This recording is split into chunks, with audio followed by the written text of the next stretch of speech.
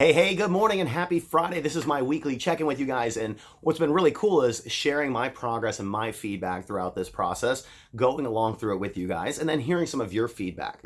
So this is the start of a brand new month. It's February, and we talked about weigh every day, flex every Friday, and measure every month. So even though we have 2 weeks left in the challenge, you all should be setting up your measurements because we need to find out where you're at, because if you don't measure it and if you don't record it, you cannot change it. So the whole idea is I had a great question yesterday from somebody, and it really is like it's a perfect thing to come to you with today, because the whole idea is like we get so emotional just based off the scale or based off measurements or based off performance. And really, like, our goal isn't just to lose weight. Our goal isn't just to lose body fat. Our goal isn't to just like feel better and have more strength. It's all of those things. So the more things we track, the more things that we can see if it's going either in the wrong direction or if it's going in the right direction. So here's my example. This week, like, I worked out more than I had in previous weeks. I ate way better. I had no real cheats or slip ups or anything else, and I'm up 3 pounds. But I've been doing this a long time, so I know that I probably put on 3 pounds of muscle. I lifted more than I had this week. Like, it was really, it kind of hit the stride this week. So you got to look at it. It's like you can't put all these good ingredients in and then get a bad recipe back out. So you got to realize, like, your effort is always going to improve you in the right direction. It's just what measurable can you base it off of this time around. So the question came from a new client. She's in her 4th week. She's had amazing results so far. She's down 6 pounds. She's down 3 inches off her waist. I think it was another, like, maybe inch off the hips, an inch off the thighs. So how do you lose 5 inches? And then when she looked at her body fat, it stayed the same, or actually it went out like 0.4. And she goes, well, how did I get smaller and get fatter? And so the answer is you didn't.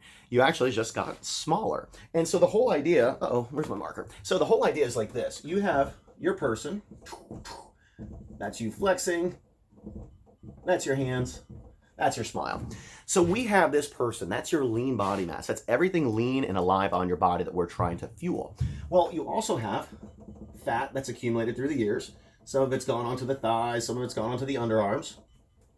And so the whole idea is I'm going to use examples this year, especially in 2020. My goal is to keep preaching the same thing that I have for 8 years for some of you, 17 years for others, but I want to bring it to you in different ways. So I'm going to compare this now to ground beef that you buy at the store. If you buy an 80-20 cut of ground beef and you buy a pound and you take away 4 ounces of it, it's still 80-20 beef. If you take away another 4 ounces, it's still 80-20 beef. Not at any time is it going to switch over and all of a sudden become 93-7. Now, what those numbers mean is percentage of protein versus percentage of fat. So what happened with this person, for instance? Well, chances are she lost, I would say probably somewhere around the range of like lost 7.5 pounds of fat, but then she also gained 1.5 pounds of muscle. So when you look at the number, and it comes down to the scale, she lost 6 pounds. Cool, still looks like a win. She actually lost more fat than that though. The other side of it is, how could she be down but still the same as far as body fat percentage? All that means is that she lost it in the same exact percentage of which she already is. She didn't change her composition yet, but she's actually started to strip away some of the total volume of everything. So here's the whole thing.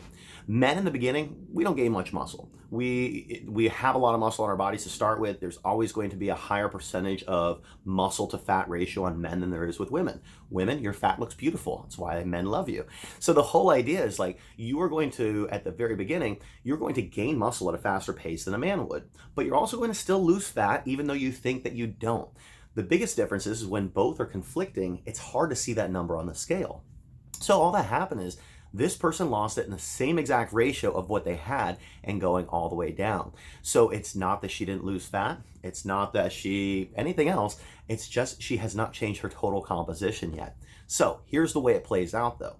Next month, she won't be able to build as much muscle because it's just the hormones and the nature of being a female and all the other things that go with it. All these guys that work out in gyms, they'd be bodybuilders if you could keep gaining muscle. So that's like kind of your reference. So the whole idea is like, as this starts to happen next month, a little bit more comes off the belly and a little bit more comes off the outer thighs. And all these things start happening, but she's not also replacing that weight with new muscle. So now that 80-20 beef starts working more towards, it's like a 90-10, and then it works to a 93-7. And you start creating a greater and greater separation of muscle and fat, And that's how your body fat percentage actually goes down. So when you guys are getting your measurements next week, make sure, first of all, you get them. Second of all, you don't know how to analyze all of them, so make sure you reach out to me. Oh, Olive's here to play. But make sure you reach out to me, because it's so much easier for us who we've seen it from that 20,000 foot perspective over and over and over again. It's easy for me to analyze this and break this down. But for somebody else, it might have been the difference of her being emotional and quitting, or the journey continues on. So that's a great lesson for today. I'm super excited to share this, because I think, again, the analogy of like just taking beef, for example, which we all buy at the grocery store, it helps put in perspective. Like, you can't just cut it in half and expect it to be less body fat percentage. The percentage is still the same of what it's composed of, but as you start stripping away fat and not being able to build as much muscle, that's where we'll get our bodies to that lean and mean at 93% and only 7% of that body fat. Guys, it's a great tip for this week. I hope that really helped you. I hope it puts things in perspective so that you understand your measurements. See you next week.